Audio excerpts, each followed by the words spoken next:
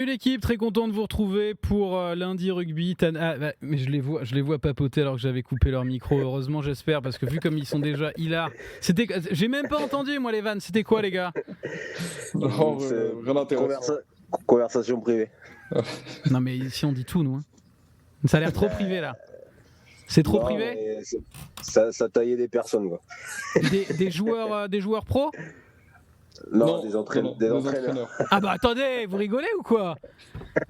Ça taillait quelle région? Qu'on devine le club. Qu'on devine la division. Je disais juste que j'étais vraiment très content de la victoire Vantes ce week-end. Face très à content. Montauban, donc. Attends, c'est qui l'actuel entraîneur de Montauban maintenant? Je sais même plus, moi. Ils ont changé pas mal. Attends, c'est qui le nouvel entraîneur de Montauban? Bon, vous me direz dans le chat, il y a des supporters sapiaquins. Bon, bienvenue à tous évidemment dans Lundi Rugby, votre nouvelle émission rugby, tous les lundis à 19h. On était ensemble avant la Coupe du Monde, on va être ensemble pendant la Coupe du Monde et peut-être après la Coupe du Monde pour débriefer donc l'actu qui est extrêmement chargée. Et on est très heureux aussi puisque la semaine dernière, on a lancé notre nouvelle émission en compagnie de Joachim Beaumont, en compagnie de Charles Brousse, également joueur de Hier Carqueiranne et ancien joueur de l'UBB. Fais gaffe à ta place, hein, Cyril, parce que Charles Brousse, je peux te dire qu'il a fait une bonne première. Vous me parliez de le meilleur joueur que j'ai affronté, c'est moi-même ou Kevin Gourdon. Lui il m'a dit c'est j'hésite entre Johnny Wilkinson et Matt Guiteau, tu vois. Là, on monte encore d'un cran. Donc le week-end rugby, c'est notre émission pour analyser les rencontres à venir. Et ce sera tous les jours des matchs du 15 de France. Je vous rappelle évidemment qu'on met en place un très gros dispositif pendant la Coupe du Monde. On reçoit des invités, des joueurs pros. On a eu la chance d'avoir notamment Baptiste Delaporte, le joueur du Castres Olympique je me souviens plus pour Argentine, Angleterre, dont on parlera un peu après. On a également eu Alexandre Béconnier, le joueur international, le troisième ligne du MHR. Et hier, on a eu Kevin Vessière, auteur de Planète Rugby, qui nous a expliqué un peu pourquoi le rugby n'était pas encore un sport internationalisé. Je vous invite, on mettra les replays évidemment de toute façon sur notre chaîne YouTube. Évidemment, le replay sera également dispo sur YouTube pour répondre à vos questions. Je salue tous les fidèles qui sont là dans le chat. Je vois Anto Ovali, je vois Tardoyo, je vois DWK, Azmat évidemment, notre modérateur, comme d'hab, Moloui qui se plaint de la grosse tête de Cyril. On fait tout ce qu'on peut pour cadrer Cyril au mieux, mais on va dire qu'il a une tête de talonneur de Pro D2, et donc forcément, on essaie d'étirer au maximum. Ça marche pas toujours, mais vous avez remarqué que le son est parfait, et l'image est belle. On est en train de franchir un palier. Le programme du jour, on va évidemment revenir sur la victoire des Bleus face à la Nouvelle-Zélande et sur les autres matchs du week-end, hein, en particulier les matchs des favoris, que ce soit l'Angleterre-Argentine, que ce soit Afrique du Sud-Écosse, et également Fidji-Pays de Galles. On parlera notamment peut-être d'arbitrage au sujet de ce match. On fera ensuite ensemble notre 15 type de la première journée, vraiment les joueurs qui ont marqué de leur empreinte les premiers matchs, et on se projettera dans une dernière partie, j'ai envie de dire, sur le match face à l'Uruguay, où il y a un possible turnover. Quelle équipe on a envie de voir, quels postes sont en balance, et on terminera bien sûr, comme chaque semaine, par des cadeaux, 150 € de Box Sport pour vous. Comme d'hab, l'équipe, si vous avez des questions pour nos consultants, Joachim Beaumont, joueur du RCHCC en national, c'est la 3e division du rugby, et Cyril Blanchard, joueur du RC Vannes en Pro D2, n'hésitez pas. Avant d'attaquer le vif du sujet, je suis très heureux, messieurs, puisque l'invincibilité de lundi rugby se poursuit. Après 4 journées de Pro D2, 3 journées de national, Cyril, victoire 41-0 face à Montauban. Vous êtes en tête de la Pro D2, tu as joué tous les matchs. La vie est belle, colonel Blanchard? Bah écoute, ma foi, faut croire que le lundi rugby nous porte chance. Ça Non, me plaît. écoute, non, plutôt satisfait. Non, on fait une prestation, je pense que c'est un des matchs les plus complets depuis le début de saison contre Montauban. Donc on va essayer de poursuivre notre petit bout de chemin. Vous voyez vraiment étape par étape, j'ai envie de dire. L'objectif, c'est un peu bateau, mais prendre les matchs les uns après les autres, viser les playoffs, et après l'appétit viendra en mangeant, ou l'objectif, c'est la montée et basta? C'est plutôt la politique du club. Ouais. On prend match après match, on s'enflamme pas, on prend tout le monde au sérieux, parce que voilà, on sait que sur ce championnat de Pro D2, voilà, n'importe quelle équipe sur un match peut battre n'importe quelle autre équipe.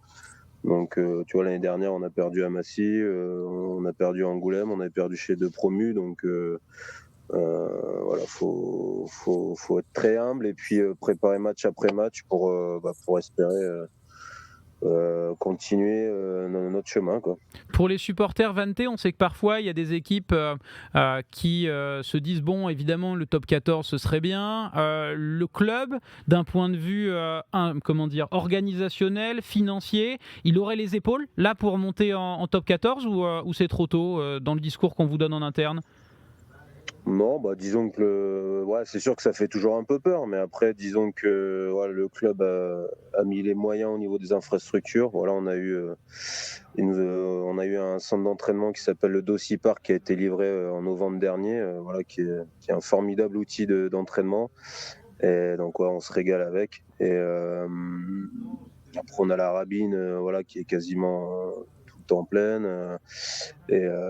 Donc, non, pour l'instant, tous les signaux sont au vert. Donc, à nous de faire le travail sur le terrain. Et c'est vrai, on a dans le chat également des supporters du RCHCC qui s'appellent Brakmar et Tardoyo. Ils nous disent la transition est toute trouvée. Tu sais qui c'est, Brakmar, ou pas, Joachim? Non, pas encore. Non. T'as une idée? Ça peut être beaucoup d'équipiers. Oui, ça peut être beaucoup d'équipes.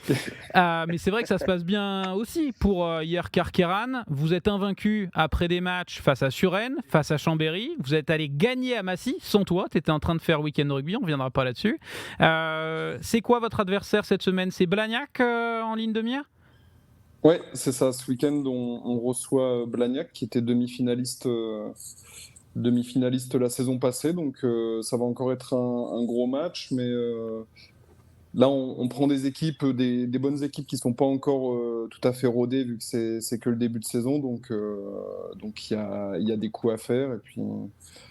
Et puis on va jouer le coup à fond, quoi. Pareil, l'objectif, ça reste, vous êtes quand même on va dire une petite équipe de nationale, vous n'avez pas le plus gros budget. L'objectif, c'est le maintien, ou on s'autorise à rêver du côté de Yerkarke? L'objectif principal, c'est d'acquérir le maintien, d'essayer de l'acquérir assez rapidement. Et après, c'était d'essayer de figurer un petit peu mieux que la 12e place qu'on avait acquise la saison passée. Donc, si on arrive à être dans le milieu de tableau, ce serait déjà une belle progression. Et puis après, pourquoi pas, si on arrive à rester constant et à faire quelques coups à droite à gauche, peut-être sur la fin aller faire chier et titiller les 6 premières places, quoi. Mais c'est vrai que c'est un beau championnat, la nationale. En fait, de temps en temps, on dit 3e division, ok, mais il faut bien avoir en tête que les championnats français sont les meilleurs championnats du monde. Le top 14, c'est le meilleur championnat du monde au niveau de la densité, etc. Et c'est pour ça que tu disais, vous êtes combien de joueurs pro au sein de Yerkarkan? Il y a combien de contrats pro, par exemple, dans une petite équipe entre guillemets de nationale? Il y en a entre 25 et 30. Ouais, donc c'est-à-dire que c'est vraiment la grande majorité de l'effectif qui est professionnel. On va attaquer évidemment le programme du jour puisqu'il est chargé. Mais dans le chat, il y a pas mal de monde. On a des supporters de Blagnac qui nous disent attention, Blagnac c'est solide. Nous dit Paolo. Il y a Azmat qui est en train de négocier une casquette ou un maillot du RC Van. On verra. On essaiera de négocier ça si les bons résultats se prolongent. Maintenant, évidemment, les gars, dans un premier temps, on va revenir sur le match des Bleus, le match d'ouverture face à la Nouvelle-Zélande, un match qu'on attendait tous, un match, il y avait peut-être aussi une forme d'appréhension. Les Bleus l'ont emporté 27-13, après une entame difficile. Quand je parle d'entame difficile, je ne parle pas que de terrain, de sportif, puisqu'on a également eu droit à l'hymne national un petit peu dévoyé, une cérémonie officielle douteuse. Joe, sur l'avant-match, dans un premier temps, t'en as pensé quoi, avant qu'on s'intéresse évidemment au terrain? Ouais, comme tu le dis, c'était pas. Je m'attendais à quelque chose d'un peu mieux rodé, d'un peu plus entre guillemets clinquant, quoi. Là, c'est vrai que c'était pas ça faisait pas rêver, quoi. La cérémonie d'ouverture, ça me faisait penser un peu à Interville sans la vachette, moi. Ouais, c'est ça. C'était bien Interville. Voilà. Voilà le problème avec Cyril Blanchard. Saint-Amand-les-Eaux, champion d'Interville. Bah alors attention, moi je me souviens de matchs entre Valenciennes et Saint-Amand-les-Eaux. Saint-Amand avait parfois le dessus, mais c'était globalement rare. Cyril, sur l'avant-match, les hymnes, t'as aimé ces hymnes en canon, toi ? Bon, c'est catastrophique. Voilà, franchement, c'était catastrophique. Non, c'est nul. Faut revenir à l'ancienne méthode et puis voilà, point barre. Hein. Ils nous mettent l'orchestre au début et après on finit à cappella. Je suis d'accord. Moi, ce que j'aime, c'est le Flowers of Scotland quand il termine a cappella. Mais là, il paraît que justement, ce serait sur le tapis, quoi. Parce que c'est juste plus possible. Dans le chat, on a Duffman qui nous dit c'était top à la vachette. Gijal qui nous dit même mon neveu, son spectacle à l'école, c'est mieux. The Real Mathéus, il dit c'est beau partie, mais je sais pas s'il parle de nous, ce qui pourrait être un sous-titre, ça c'est pas faux, ou bien la cérémonie d'ouverture. Mais c'est vrai que c'était quand même pas terrible. Jus de crâne qui nous dit la cérémonie d'ouverture c'était sympathique, mais l'hymne par contre c'est bien mis. Non, c'est bien, ouais, non. Pas énormément d'avis positifs. Bon, parlons un petit peu terrain.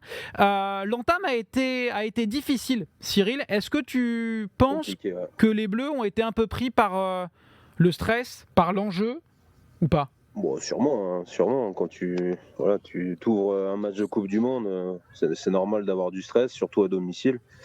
Et je pense qu'ils ont été un peu pris par l'enjeu. Après, il y a un secteur qui, je pense, nous a tenu à flot, c'est la mêlée. Et il y a aussi le kick battle aussi. T'as été impressionné par... Est-ce que tu peux nous parler un peu techniquement de ce qui s'est passé au niveau de la mêlée ? Ce que je veux dire, c'est qu'on a vu un Winnie Antonio gagner, donc notre droitier, le numéro 3, remporter énormément de pénalités face à Ethan de Groot. Ton analyse, c'est quoi ? C'est avant tout une performance individuelle remarquable de Antonio, ou c'est techniquement, collectivement, que tu as trouvé la mêlée très forte ? C'est collectivement, j'ai trouvé une mêlée... bien compacte, très patiente, très basse et qui a mis sous pression complètement la mêlée néo-zélandaise, quoi, et qui a fini par craquer et grâce à ça on a obtenu plusieurs pénalités. Joe, sur la touche, on a perdu également Julien Marchand face à Peato Movaca. On disait que c'était deux profils très différents la dernière fois, un qui est peut-être un peu meilleur en mêlée, l'autre qui est beaucoup plus dynamique. Sur la touche, t'as bien aimé la performance française ? Je rappelle que Joe est capitaine de touche également de Yar Karkaran, donc il a un œil un petit peu expert sur ces sujets. Bah oui, franchement, moi offensivement, je les ai trouvés pas mal du tout, et même la rentrée de Movaca, du coup, qui est peut-être un peu moins le profil du talonneur classique, à savoir fort sur les fondamentaux, il a assuré, et puis après, dans le jeu, comme d'habitude, hein, il fait des dingueries, quoi. Une machine. Ouais. Toi, t'es quand même plus team Julien Marchand, non, Cyril, au niveau du profil du joueur ? Parce que c'est mon profil, ouais. Mais, bon. Non, mais je vais pas faire des accélérations comme Movaca, c'est ça que je veux dire. Ah oui, d'accord, dans ce sens-là. Très bien. Dans le style de jeu, je suis plus comme Marchand que comme Movaca, tu vois.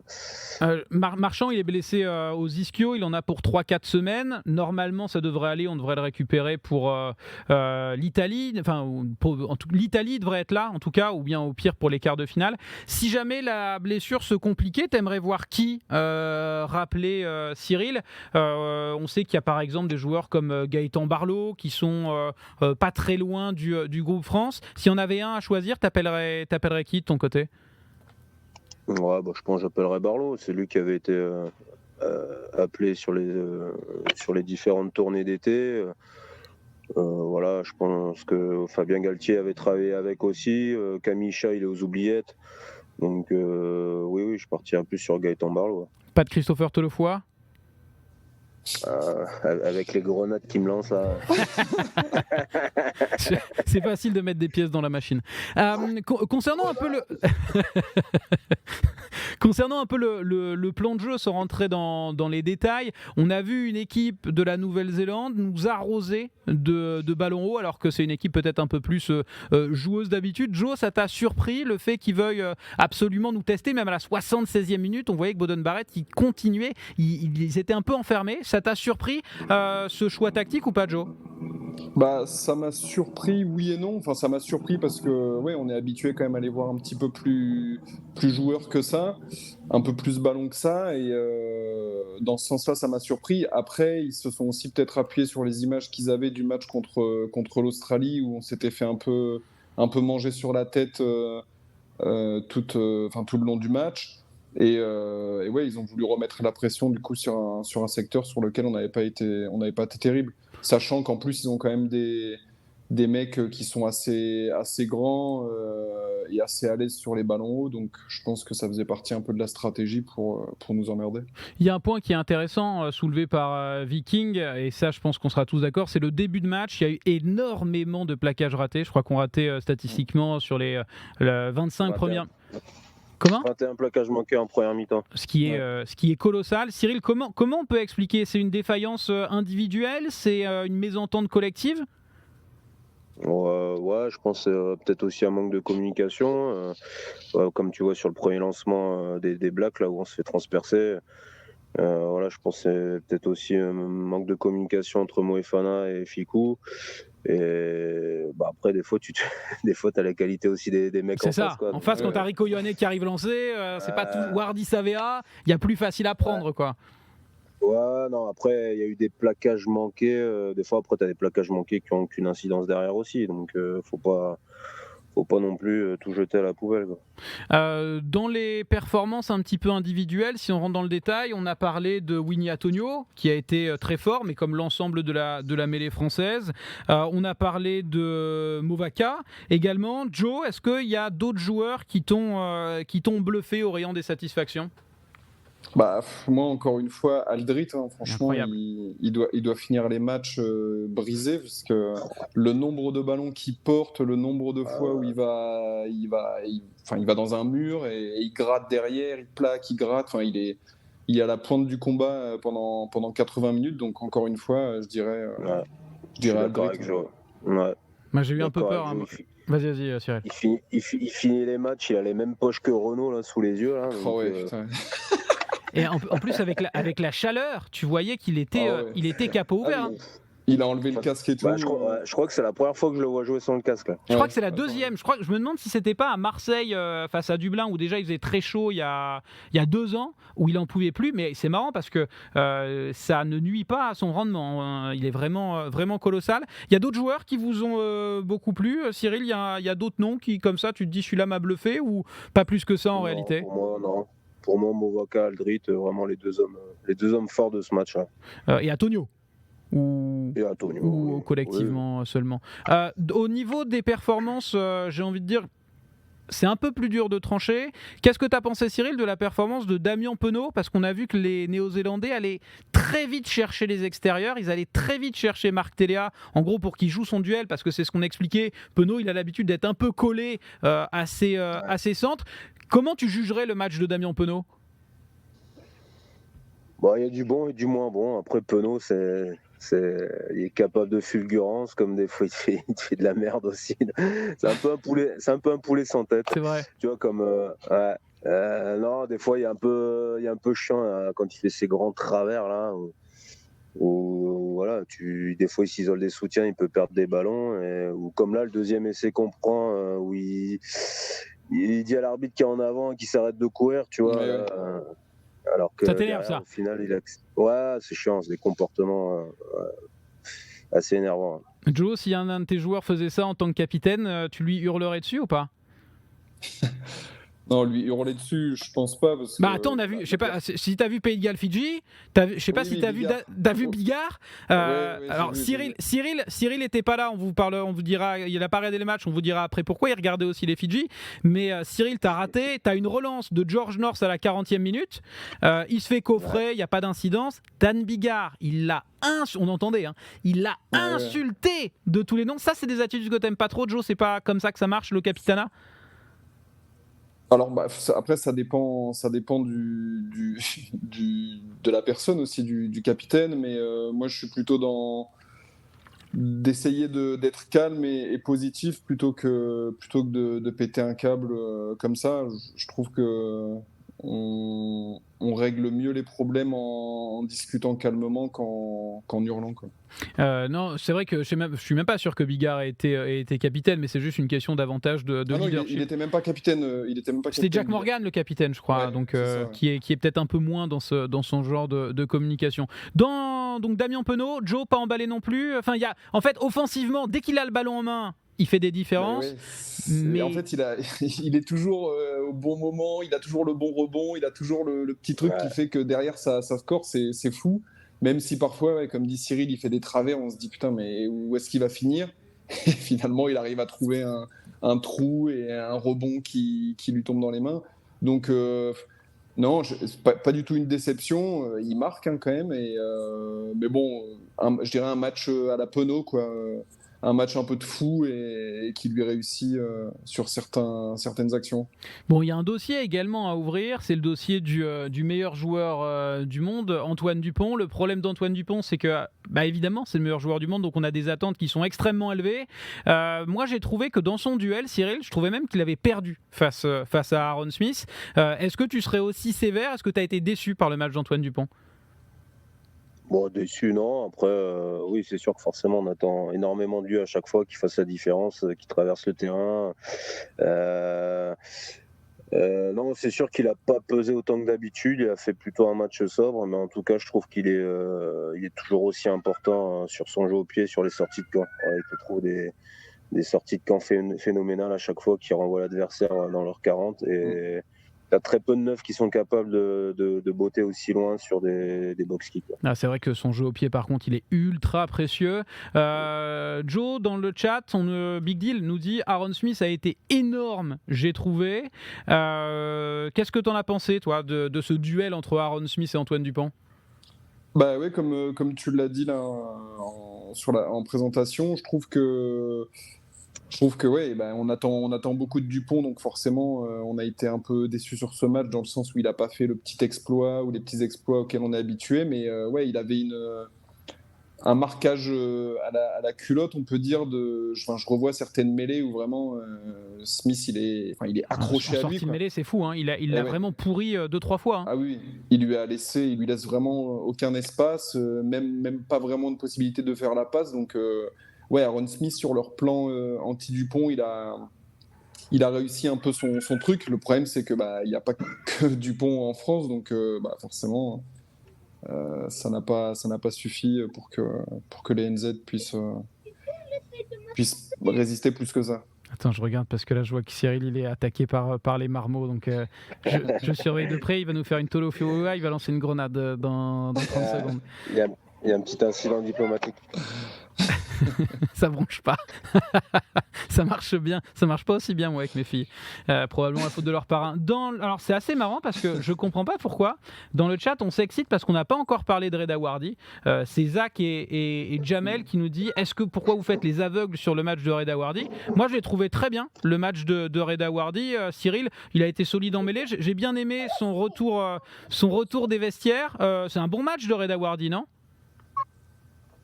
Ouais, bon match, ouais. Ouais, comme d'hab, il a du gaz, il s'y file. Ouais, j'aime bien, c'est un bon petit guerrier. Franchement, non, rien à dire, hein, il a fait son match. Non, donc pas Ouais, la peine, hein, les gars, de vous énerver. C'était un bon match de Reda Wardy. Belle prestation, écoute. Dans les déceptions, en revanche, est-ce qu'il y a des joueurs qui n'ont pas marqué des points de Joe? Moi, je pense par exemple Cameron Wauquiez, par exemple, je l'ai très peu vu. François Cros, j'ai trouvé que son rendement était un peu en deçà par rapport à d'habitude. Gabin Villiers, je l'ai pas beaucoup vu non plus en réalité. Moefana, défensivement, peut-être un peu compliqué. C'est quoi les noms toi, des joueurs qui peut-être seront en balance à l'avenir parce que tu les as trouvés un peu en dedans?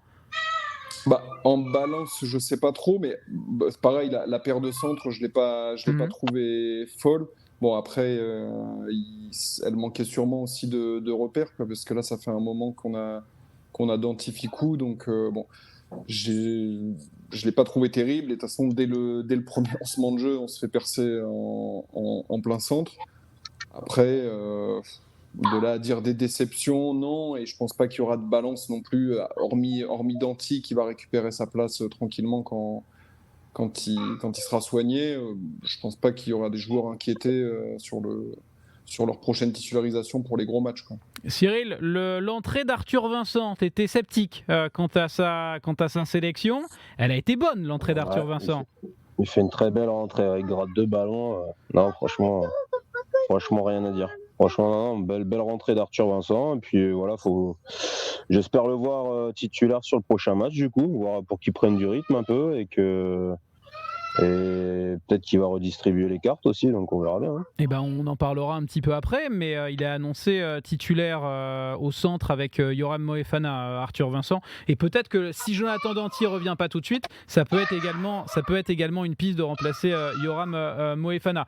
C'est vrai, Crassus a raison concernant Cameron Wauquiez. Il y a évidemment eu l'abattage en touche. Je pense qu'on a fait le tour à peu près sur ce match. Vous vouliez rajouter un petit truc sur le match? Regardez aussi dans le chat. Évidemment, nous parle du retour de Jonathan Danty. C'est Clatu qui nous dit ça. Le Good qui nous rappelle également que, évidemment, peut-être qu'Antoine Dupont était un tout petit peu en dedans par rapport à ce à quoi on pouvait s'attendre, mais c'était aussi Aaron Smith. Et Aaron Smith, c'est marrant parce que l'analyse du match qu'on a, c'est défensivement, il a pourri Dupont. Mais c'est vrai que dans l'animation, il n'a pas non plus été complètement fou. Joe, pour un gros match, là, si on avait... On a perdu Cyril. Ah, il revient. Il a coupé de lui-même la caméra. J'aimerais pas être un petit Blanchard là. Je fais un peu le ménage.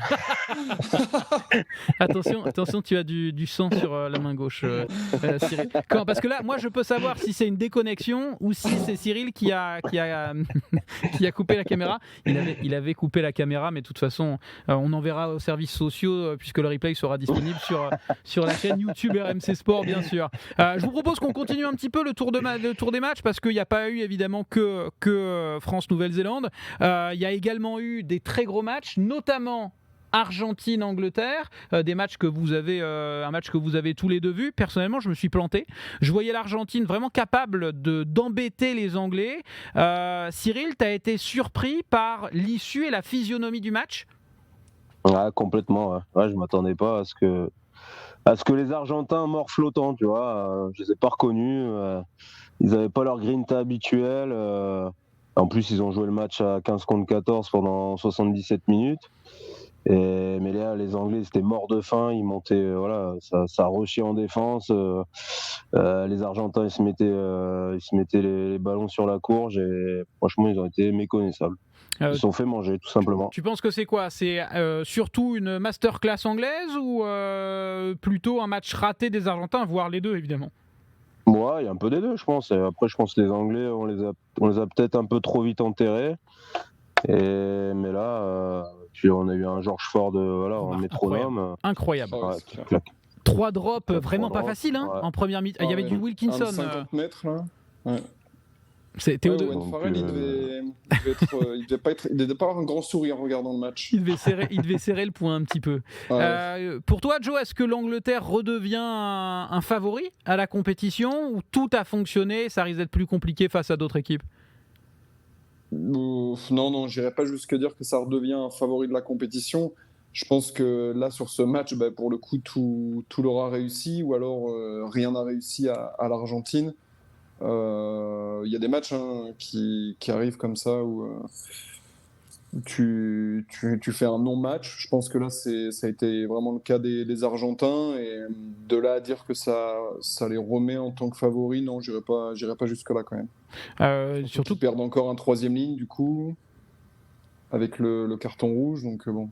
Il t'a surpris le carton rouge de Tom Curry? Moi, j'étais en compagnie de Baptiste Delaporte, donc le 3e ligne de Castres, et tous les matchs, on essaye de vous les faire vivre avec des pros sur notre chaîne Twitch. Nous, on trouvait ça extrêmement sévère. Parce qu'au niveau de l'intentionnalité, on trouvait qu'il n'y avait pas d'intentionnalité de faire mal, que c'est à la retombée d'un ballon, que le joueur est assez bas. On a été un peu surpris. Toi, tu trouves qu'il est plutôt logique, Joe, ce carton rouge?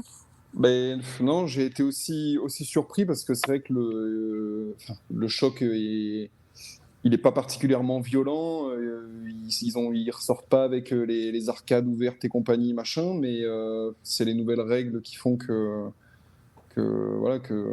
dès qu'il y a contact à la tête et qu'ils estiment que le joueur s'est pas baissé pour plaquer, c'est rouge. Donc je trouve ça dur aussi, mais bon, si tu donnes ces règles-là en début d'année, tu es obligé de les appliquer, quoi, et de les respecter. Cyril, t'as été surpris par le carton rouge? C'est un peu la règle bête et méchante ou qu'est-ce que t'en as pensé? Ouais, c'est ça, c'est la règle bête et méchante. T'as très bien résumé. Non, mais en plus, comme il dit Joe, il n'y a aucune intention de faire mal. Voilà, ça leur retombé, alors, elle est retombée d'un jeu au pied. Ouais, ils font chier avec le règle à la con. Là pour le coup, franchement, en fait, moi. Mais faut qu'il y ait un minimum de discernement, tu vois. Il y a la règle, c'est la règle, mais faut qu'il adapte quand même sur certains cas, quoi. Je suis d'accord, parce qu'après, l'arrêt, évidemment, sur image, tête contre tête, tu dis c'est très violent. En plus, Malia, il termine avec un œil en moins. Tom Curry, tu vois, il savait même plus où il était. Donc évidemment, c'est impressionnant. Mais pour moi, c'est pas comme un défenseur qui va rester très droit, qui va essayer de coffrer un type qui vient de loin. Là, c'est vraiment à la retombée du ballon. Et moi, j'ai trouvé ça extrêmement sévère. Est-ce que l'Argentine peut se relever de ce genre de perf?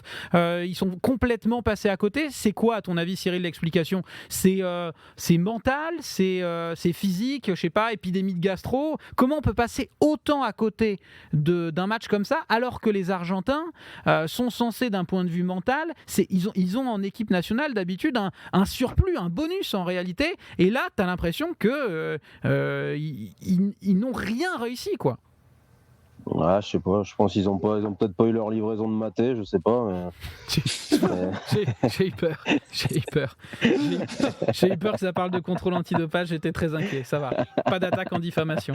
Maté sera le nom de code à l'avenir. Non, je rigole. Non, je sais pas, peut-être que ils se sont mis la pression aussi, mais après je pense que sur les prochains matchs là, ils vont pas être marrants à prendre. Ça risque le retour de bâton va faire mal aux adversaires. Ouais, je pense que ça va piquer. Ouais. C'est vrai que quand tu vois des assassins comme Kremer, Lavanini, Matera, normalement ça peut faire très mal derrière. On va continuer un petit peu notre tour des matchs, mais sur les physionomies des matchs, on a eu des matchs à part France-Nouvelle-Zélande, parce qu'il y avait de l'émotion, et à part Fidji-Pays de Galles, dont on va parler dans un instant, des matchs globalement un peu décevants au niveau du spectacle, j'ai trouvé, moi. On s'est quand même emmerdé sec sur pas mal de rencontres. Joe, tu as regardé tous les matchs, je crois. Est-ce que tu penses que la chaleur a vraiment un gros impact, que c'est lié, ou c'est simplement où il y a une autre raison? Oui, non, je pense clairement que là, à ce niveau, les mecs savent faire des passes et savent les attraper. Et je pense que la chaleur, là, les 34, 35, 36, 37 degrés qu'il y a un peu partout, on voit les mecs, ils sont trempés, mais vraiment trempés. Donc forcément, dès qu'un ballon touche le maillot, tu joues quasiment dans les mêmes conditions que s'il pleut, quoi. Donc au bout de 2-3 passes, de 2-3 rucks, le ballon, ça devient une savonnette. Et donc forcément, ça gâche un peu le spectacle, avec des en avant, des mêlées et des pénalités. Cyril, ça marchait beaucoup du côté de Vannes en fin de match face à Aurillac. C'était la météo ou c'est la préparation physique? On va vous faire davantage de tours de terrain? Ou le fait que vous étiez à 14, mais ça m'intéresse pas. C'est fini, c'est prépa à la con où tu touches pas le ballon pendant un mois. C'est vrai ça d'ailleurs? Non mais c'est intéressant parce que quand on était jeune, moi je me souviens, on nous disait il faut que vous ayez faim de ballon, vous allez courir pendant un mois comme des couillons, et après on réintroduira le ballon. Maintenant ça n'existe plus, ça, Cyril? Non, nous ce qu'on fait, en tout cas à Vannes, je sais pas ce qu'ils font dans les autres clubs.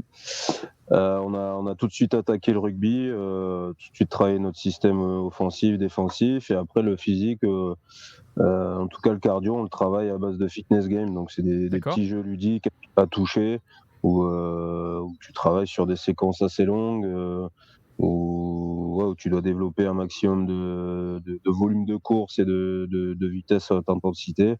Et ça tabasse autant que que des grandes courses de 120 mètres ou d'autres conneries dans le genre, tu vois. Donc. Et c'est plus ludique, c'est plus sympa quand même parce que. C'est ludique et tu prends du plaisir et puis tu travailles le cardio en même temps, quoi. Vu vos gabarits, c'était pas l'athlète qui vous intéressait quand vous étiez petit. Joe, même chose. On essaye vraiment d'introduire du ballon, du jeu maintenant dans les préparations physiques ou vous avez une approche un peu différente à Karkaran? Ouais, non, c'est la même chose, hein. Dès les premières semaines, on a aussi vu le nouveau plan de jeu. Donc, du coup, on en profite pour intégrer dans les séquences de plan de jeu du physique, beaucoup de courses. Et après, c'était aussi entrecoupé quand même de vraies séances de physique, où là, du coup, il n'y avait rien de ludique, juste en chier. Mais c'était pour pouvoir après travailler sur de la fatigue, quoi. Donc, D'accord. et reproduire au mieux des conditions de match. Bon, en tout cas, les préparations, elles portent leurs fruits parce que je rappelle que vous êtes invaincu après donc 7 matchs séparément joués depuis le début de la saison. Je souriais parce qu'il y a un très bon commentaire dans le chat d'un dénommé Alc Cordier, à mon avis c'est un joueur de rugby, qui nous dit « Heureux de retrouver Florian et Cyril, 2 experts rugby ». Et Joachim. Donc vraiment, c'est un commentaire qui est tout à fait juste. On va continuer un petit peu notre tour des matchs. On a eu Afrique du Sud face à l'Écosse. Comme on s'y attendait, les Écossais, ils ont été pris devant. En réalité, c'est un petit peu leur kryptonite, les équipes irlandaises, les équipes sud-africaines. Joe, est-ce que tu vois une équipe capable de résister au pack sud-africain où ils sont trop forts ? De résister au pack sud-africain, Ouais. franchement, je vois que l'Irlande et la France qui pour moi, à chaque poste, ont des mecs quand même assez gaillards qui peuvent rivaliser. Alors, je parle pas de prendre le dessus, mais rivaliser, quoi. Parce que après, hormis ces deux nations-là, au poste de pilier, on en parlait la fois dernière, la première ligne de la Nouvelle-Zélande, par exemple, je la trouve bien plus faible que. Des mecs comme De Groot et Lolala, on n'en parle jamais comme étant top 5 au monde à leur poste, voilà, en réalité. Donc, alors que des tas de furlongs, des porteurs, des bails, hein, des Antonio, voilà, là, ça se fait un nom. Donc, franchement, à part ces deux premières lignes-là et ces 2-5 de devant, je vois pas trop qui peut vraiment rivaliser et prendre le dessus. T'aimes bien, Cyril, ce jeu brutal à la sud-africaine, toi? C'est quelque chose qui te plaît? Oui. J'ai dit Afrique du Sud, ça te plaît? On va me demander un alcoolique s'il aime boire. Ça, ce sera dans le débrief rugby, on en parlera après. C'est du jeu de défi, quoi. C'est du rugby, quoi. Non, oui, c'est pas forcément tout le temps beau à voir, mais c'est vrai que voilà, après, ils jouent avec leurs armes aussi. Après, quand t'as les gabarits les mecs voilà, c'est un jeu de destruction qui fait mal à l'adversaire, qui le met sous pression, qui pénalise et qui à force du match, au fur et à mesure du match, fatigue l'adversaire et puis après l'adversaire explose complètement, quoi. Et puis c'est intéressant parce que tu as l'impression que même avec deux Allende en 12, ils ont un autre avant. Parce que le jeu de Allende, c'est défi physique. T'es d'accord avec Joe? Il n'y a que l'Irlande et la France susceptibles de rivaliser physiquement avec le pack sud-africain pour toi? Ouais, je pense. Ouais, c'est vraiment les deux autres équipes capables de rivaliser. Après, sincèrement, j'en vois pas d'autres. Si vous deviez pronostiquer Afrique du Sud-Irlande, est-ce que ce que vous avez vu lors de la première journée vous donne un indice? Ou bien, je rappelle que l'Irlande a écrasé la Roumanie comme on s'y attendait. Est-ce qu'on peut tirer des enseignements, Joe, de cette première journée sur l'Afrique du Sud-Irlande qui sera le match phare de cette fin de phase de poule? Non, c'est compliqué à dire parce qu'au final, ce qu'on avait entre guillemets prévu est arrivé, quoi. L'Afrique du Sud, elle a mis un petit peu de temps. Il lui a fallu quand même une mi-temps pour que la machine se mette en route et qu'ils brisent les Écossais. Et derrière, l'Irlande, on savait très bien qu'ils allaient avoir un match entre guillemets assez simple. Ils ont juste répété leur gamme. c'était un match. On peut pas juger vraiment de s'ils peuvent rivaliser et compagnie avec une opposition comme ça. Mais Cooks, je suis assez d'accord avec lui. Je trouve vraiment que Manny Libok, l'ouvreur sud-africain, et c'était déjà le cas quand ils avaient affronté l'Argentine il y a quelques semaines, ça risque de leur coûter cher de quand même l'absence d'André Pollard, parce que même si dans l'animation il est bon, face au but, c'est vraiment c'est un très mauvais buteur. Et Alc Cordier 65, évidemment, est tout à fait d'accord avec nous sur des Allende, mais on a, nous, en équipe de France, un Jonathan Danty qui est un peu dans un style proche, mais qui est peut-être encore meilleur même au niveau du défi. Donc quand on aura, si on a j'espère en finale, du 2 Allende face à Danty, ça promet d'être explosif. Très rapidement, je vous propose qu'on parle un petit peu de Fidji, Pays de Galles. Cyril, tu n'as pas vu ce match, mais tu as une bonne excuse. Tu regardais quoi comme match, Bouli ? Je regardais la finale de la Coupe du Monde militaire à l'Arabie, Navan, France-Fidji. Qui a gagné ? Avec une victoire française, bien sûr. C'est quoi un peu le niveau d'une finale de Coupe du Monde militaire, sincèrement, entre nous ? Oula. Aïe. D'accord. Ah oui. Il se dit, bon, ils sont quand même militaires, je vais faire gaffe. Mais... Non, je sais pas, je dirais milieu de Fédéral 1, tu vois, milieu de tableau Fédéral 1. Oh, ça va quand même, ça va. Ouais, bas de Fédéral 1. Ah. Non, disons... Fédéral 3. Non, mais disons que c'était pas très technique, c'était pas très stratégique, mais il y avait beaucoup d'envie. Il y a eu des mauvais gestes un petit peu, il y a eu de la bagarre, c'est ça. Il y a eu 2-3 mornifs, ouais. Il y a un Fidjien qui a mis une bonne praline, ouais. Bon, il s'est pas fait prendre, mais il était bon. C'était un bon match, quoi, pour toi. C'est le genre de match que t'aimes bien. Ouais, après c'était... Je m'attendais à plus de fulgurance des Fidjiens. Ouais, j'ai un appel à l'aide là. Vas-y, coupe ton micro. Je vais débriefer avec Joe, t'inquiète. Ouais. Joe, donc Fidji, Pays de Galles. Il va couper la caméra aussi. Attention. Il regarde avec appétit son enfant. Joe, Fidji, Pays de Galles. J'ai eu l'impression, sincèrement, que les Fidjiens ont été arbitrés comme une petite équipe. Est-ce que déjà c'est ton impression ? Moi, par exemple, la phase où il y a, je crois, 4 pénalités dans les 5-10 mètres gallois, je trouve qu'on a été pas de carton. Ça t'a surpris, toi ? Enfin, est-ce que tu trouves qu'ils ont été arbitrés comme une petite équipe, les Fidjiens ? Oui. Franchement, je trouve que l'arbitre n'a pas du tout été équitable sur les sanctions. Comme tu dis, là, à 10 mètres de leur ligne, ils font 4 fautes d'affilée, pas un carton. Et quelques minutes plus tard, il y a un beau ballon porté gallois qui est écroulé. Première faute dans leur camp des Fidjiens et un carton jaune directement. Alors c'était une action dynamique et compagnie. Le carton jaune, là honnêtement, c'est 100% carton, on est d'accord ? Oui. Mais c'est vrai que d'un autre côté, ils ont 4 actions de marque qui sont pourries par des fautes galloises. Et il y a juste l'arbitre qui 2 fois appelle le capitaine pour dire parlez à vos joueurs, il y a trop de fautes. Et c'est tout, quoi. Donc, et alors je suis complètement d'accord avec toi, et même je trouve sur les essais refusés, je trouve que la décision aurait pu être un petit peu différente. Sur le premier essai où le ballon lui échappe des mains, je sais pas si c'est Dodgé ou un autre, je veux bien, mais qu'on considère, je sais pas si tu te souviens, l'action où on considère le plaquage du gallois légal, alors que pour moi vraiment il jette l'épaule. Jette juste l'épaule, ah oui. Et l'arbitre, alors en plus l'arbitre se saisit de cette action et dit non, il tente d'en serrer. Honnêtement, je trouve que ça a été très favorable. Et alors j'avais pas le son sur la fin du match, et pareil sur l'essai refusé, je crois qu'il dit qu'il y a un double mouvement alors que c'est même pas la question initiale. Honnêtement, j'ai trouvé qu'ils avaient été arbitrés comme une petite équipe. Ça t'est déjà arrivé, toi, en tant que capitaine, de vraiment avoir l'impression que l'arbitre vous sifflera rien ? Ouais, ça nous est arrivé la saison dernière, justement, quand on est monté en national, on était le promu, donc la petite équipe de la poule. Et clairement, sur plusieurs matchs qui se jouent à 4-5 points, sur des décisions qui sont un peu 50-50,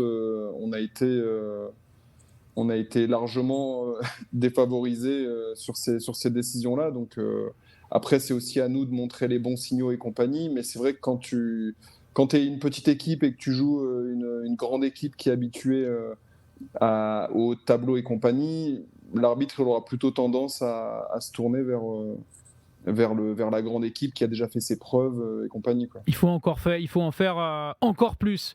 Cyril, tu as eu l'impression, toi, déjà, d'être fait voler sur un match, je veux dire, pas sur une action, mais tu as vraiment eu l'impression où, quoi qu'il aurait pu se passer, l'arbitre vous sifflerait rien?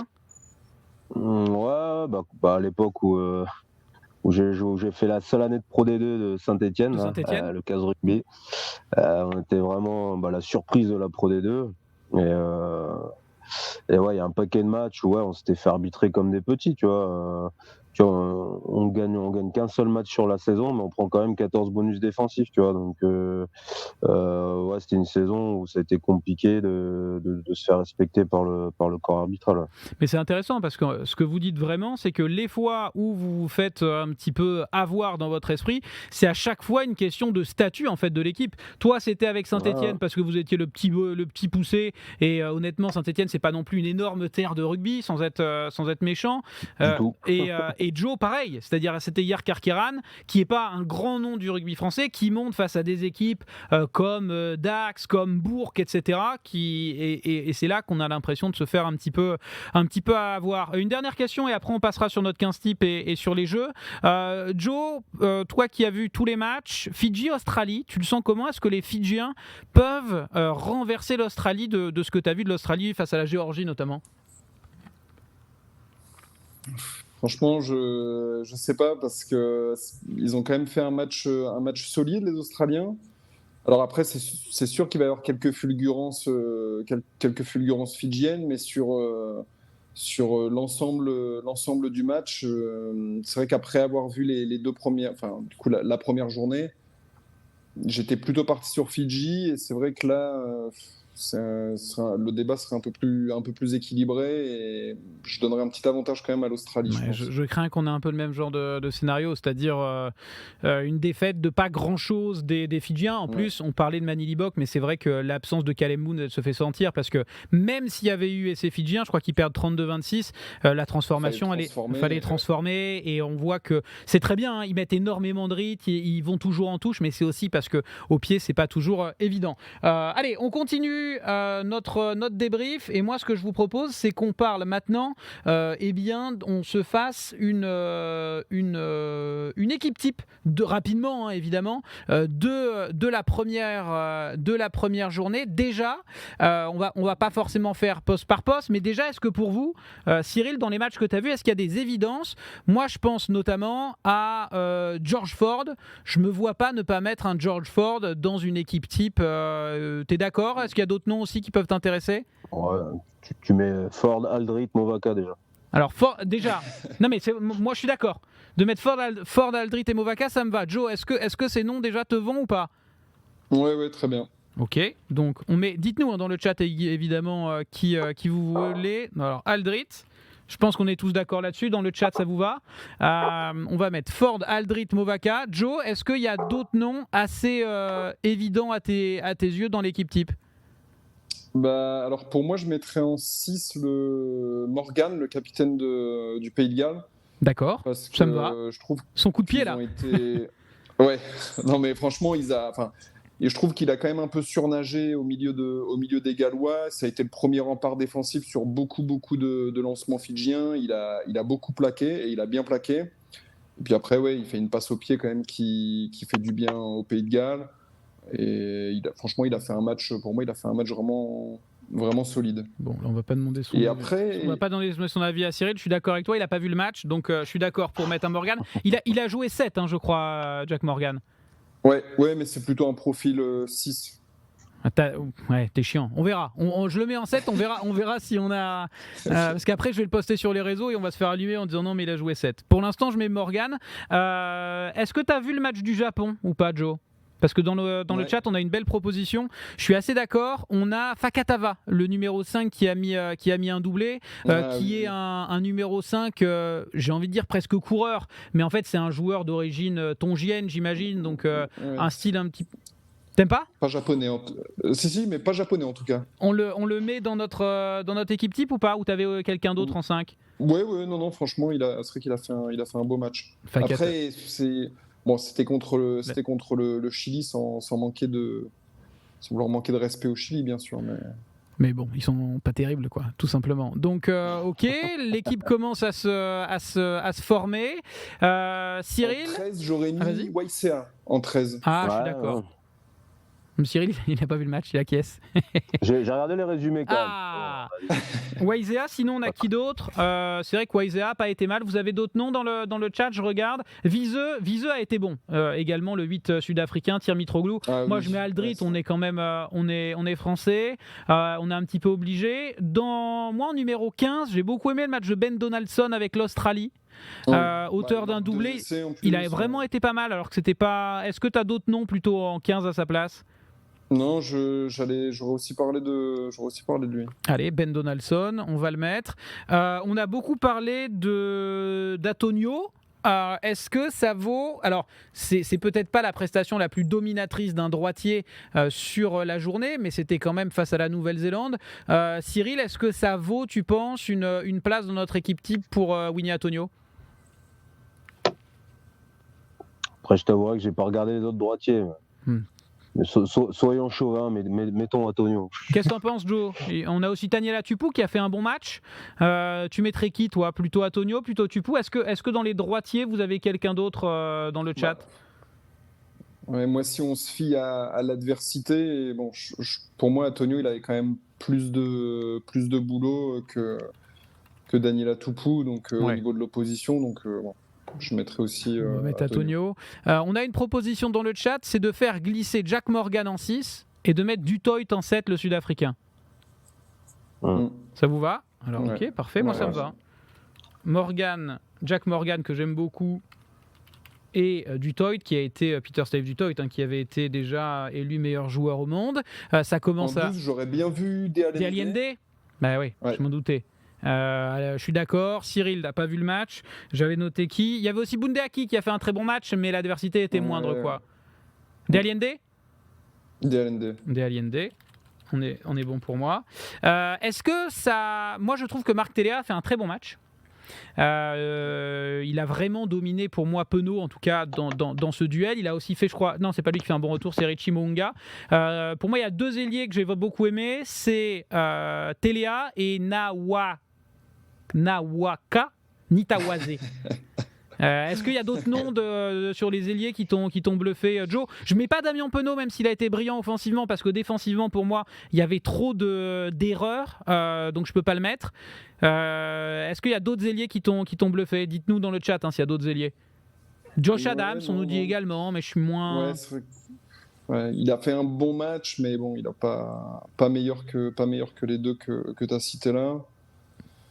Je regarde dans le chat qui on a. L'Elienzen nous a fait peur tout le match, nous dit El Continue et il mérite. Anto qui nous dit Ovali, qui nous dit Josh Adams. Est-ce qu'on a d'autres noms? On n'a pas vraiment. Naka, bon, l'ailier australien pour Jido Time. On a Capuozzo pour le good, mais je suis pas forcément d'accord. Je les ai pas trouvés brillants, moi, les Italiens. Ouais, moi non plus. Jack Face qui nous dit. Ouais, je suis d'accord. Jack Face qui nous dit Riz Zamit et Malakus. On a oublié aussi un joueur, c'est Arense qui a été bon. Je sais pas trop. Téléa, en tout cas, on est d'accord, j'ai l'impression. Ouais, Téléa, il a vraiment mis le danger à chaque fois. Téléa, allez, pour l'instant, j'écris Nakata.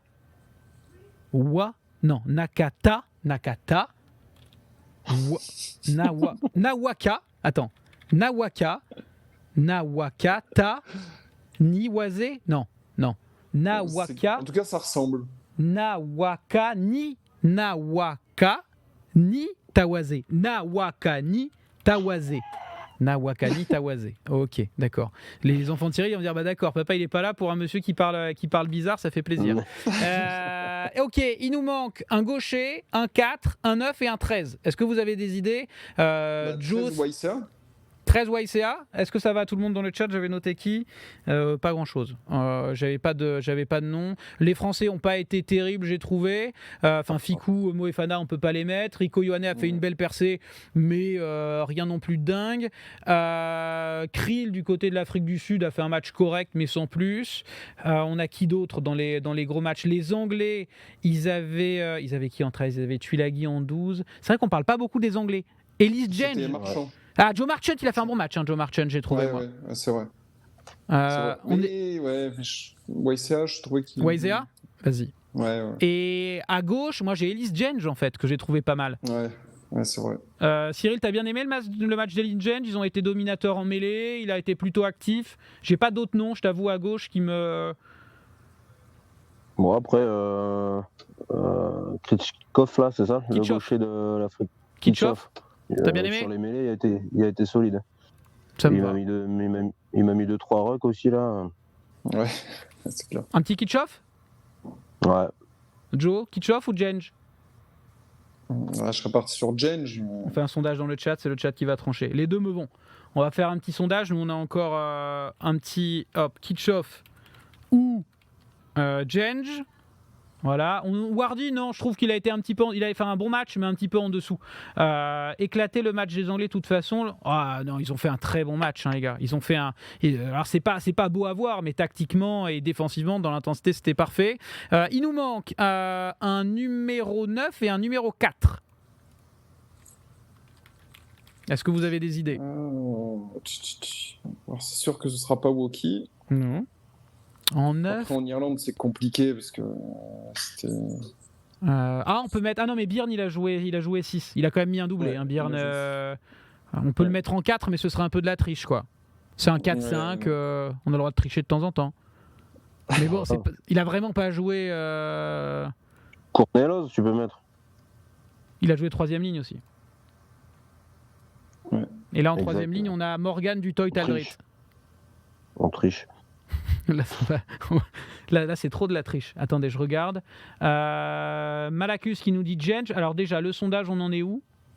Le résultat du sondage, ça donne quoi?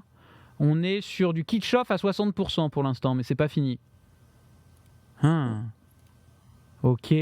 Bon, écoutez, j'ai l'impression que... Après Wardy, vous avez une plus grosse adversité.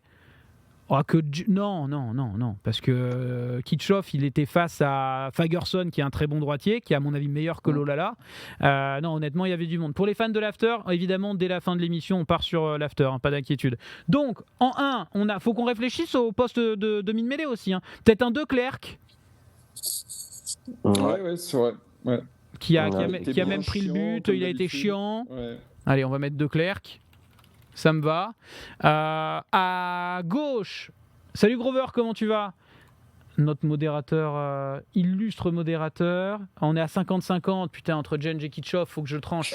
Oh non, c'est infernal. Faut que je vais mettre. Là, franchement, il faut, après la prestation, après le petit exploit de l'Angleterre, il faut quand Allez, même vas-y. les représenter on était plus. juste un mec. Je suis d'accord, on était plus là-dessus de toute façon. Donc on part sur Ellis Genge, il nous faut un numéro 4. On a Rollins qui n'a pas été mal avec le Pays de Galles, mais bon, il n'y a rien de fou furieux non plus. J'ai pas trop aimé le match de Whitelock, j'ai préféré Barrett, donc on peut pas le mettre. Edsebet, non, il a joué 5, mais il est sorti très vite. Il est sorti vite. Il nous manque un deuxième ligne, l'équipe. Trouvez-nous un deuxième ligne. Belle entrée de Snyman, c'est vrai aussi quand même. Ouais, des petites passes après contact et tout, mais c'est pareil, c'est plus un 5 lui quand même.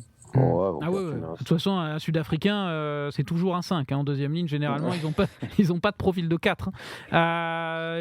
Rollins, 27 plaquages, me dit Krassum. 27 plaquages.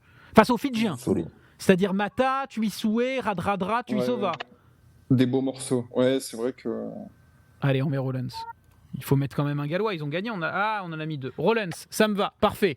Très rapidement les gars, avant qu'on passe au jeu, j'ai une petite question pour vous, simplement j'actualise notre visuel et je la posterai un petit peu sur les réseaux pour que vous nous disiez ce que vous en pensez. Donc je rappelle simplement notre équipe type, on a mis Ellis Genge en numéro 1, Mova Kaon de Antonio en 3, Rollins Fakatava en 4-5, Morgan Dutoit Aldritz en 3e ligne, De Klerk, Ford Telea, De Allende Waisea, Nawaka Nitawase et Donaldson. Franchement, je trouve qu'elle a de la gueule cette équipe.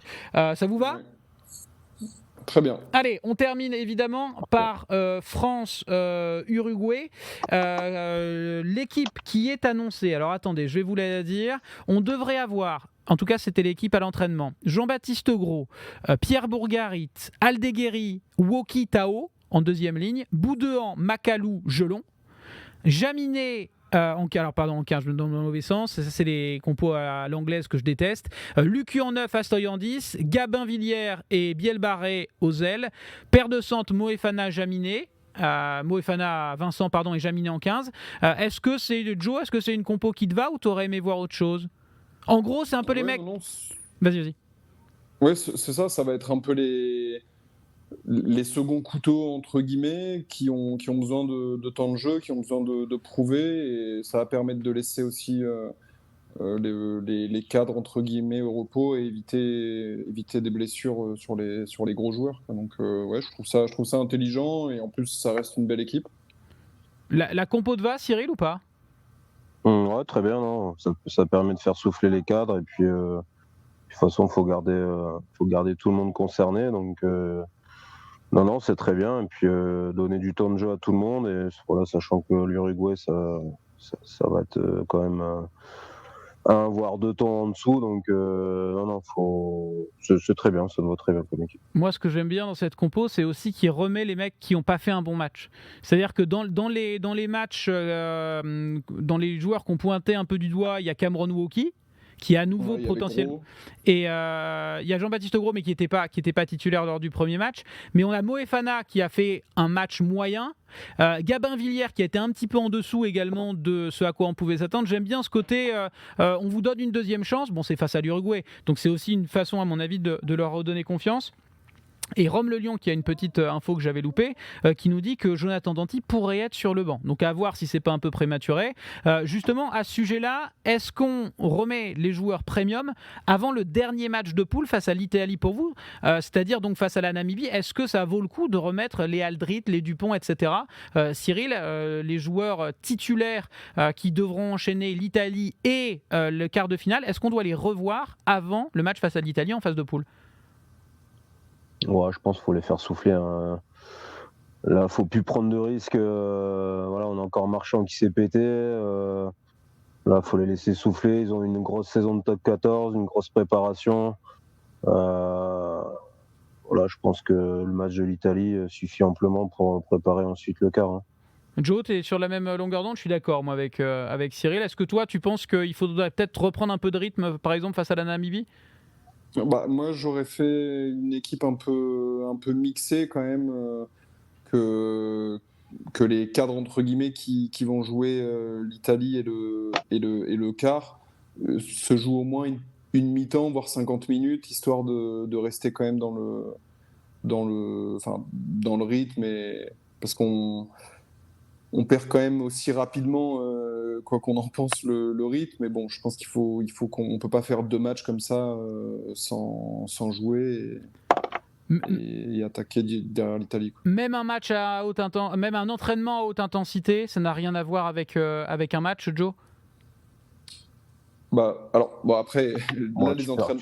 Je pense pas que tu perdes en 2 semaines le rythme des matchs. Non, mais bon. Surtout que tu as l'Italie derrière pour te remettre dans le bain. Pour moi, un entraînement, ça remplace pas tous les physiques que tu peux faire et compagnie. Oui, ça remplace jamais l'intensité d'un match. Donc, bon. C'est sûr, mais je pense des mecs comme Dupont, Aldrit, Ramos, faut les préserver, tu vois. Oui, non, mais alors je dirais que l'épine dorsale, il faut la laisser tranquille. Là, 2, 8, 9, 15, mais après pour les autres, je pense qu'il faut qu'ils fassent au moins 40 minutes, quoi. Ok, bon, de toute façon, on se projettera sur les matchs à venir. Écoutez, le France-Uruguay, c'est jeudi. Donc jeudi, on se retrouvera pour Week-end Rugby. On termine l'émission avant de partir sur l'after par notre jeu. On va en faire 15, sinon on va être un peu à la bourre. Je vous propose de vous offrir 100 € de boxe sport. On va faire très vite, Cyril, promis. Je vais vous faire deviner un joueur mystère. On va faire comme la semaine dernière. Ça va un petit peu plus vite. Il y en a qui sont pas contents du jeu. Ça, je connais Cyril. C'est Cyril qui s'est arrangé avec les gamins parce qu'il a peur de pas trouver le joueur. Reste avec nous. On va faire très vite. Simplement dans le chat, je vous rappelle le principe. Je vous donne la bio d'un joueur. Bio peut-être un petit peu décalé. Le premier qui trouve le joueur dont il s'agit dans le chat remporte 100 € de boxe sport, c'est-à-dire en quelque sorte de bons d'achat dans le domaine du sport. Est-ce que vous êtes prêts dans le chat? Joe, Cyril, est-ce que vous avez compris les règles? Oui. Alors, écoutez bien, j'ai une petite histoire pour vous. Joueur international de rugby. Putain, on dirait le père Foura, quoi. Ah ouais. Mais en pervers. Physiquement. le père Foura, quoi. Joueur international de rugby, je suis né au Royaume-Uni. Je suis toujours en activité, mais je ne dispute pas la Coupe du Monde. Par le passé, j'ai notamment évolué en Pro D2, championnat dans lequel j'ai dû croiser la route du colonel Blanchard. Est-ce qu'on a la bonne réponse dans le chat ? Est-ce que vous avez une idée ? Joueur né au Royaume-Uni, international, en activité, qui ne dispute pas la Coupe du Monde, qui est passé par la Pro D2. Pas d'idée ? Bah, On continue. Mon absence à la Coupe du Monde a pu surprendre, car je sortais d'une belle saison, mais il faut avouer que la concurrence à mon poste fait rage dans mon pays, l'un des favoris au titre suprême. Pas d'idée ? Pas d'idée.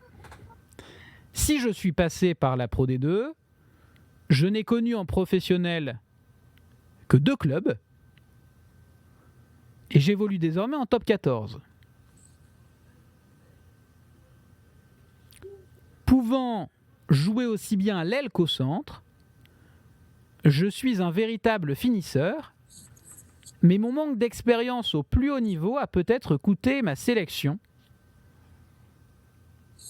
aux yeux de Fabien Galtier. Quoi ? Joueur. Gaëton, hein. Émilien Gaëton. Parce que le piège avec Émilien Gaëton, c'est qu'il est né au Royaume-Uni. Sa maman, je crois, est britannique.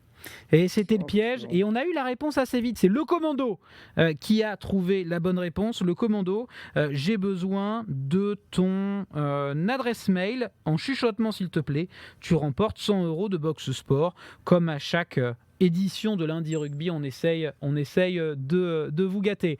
Merci Joe, merci Cyril. On se retrouve pour parler rugby à partir de jeudi à l'occasion de Week-end Rugby. Et je vous rappelle également qu'on essaie de vous faire vivre tous les matchs sur la chaîne Twitch RMC Sport, notamment avec des joueurs pros. Bonne chance, non seulement à vous, mais surtout à vos adversaires. Cyril, prochain match, tu nous as dit, face à Béziers, c'est ça ? Mercredi à Béziers. Mercredi à Béziers, match difficile. Objectif, l'invincibilité. Joe, prochain match ? Blagnac à domicile. Magnifique. La soirée continue sur la chaîne Twitch RMC Sport. On part tout de suite sur Génération After et plutôt même les drôles de dames avec Nico Jamin et Fred Hermel. Bonne soirée Joe, bonne soirée Cyril, merci encore à vous. Ciao. Et à la prochaine. Salut la compagnie.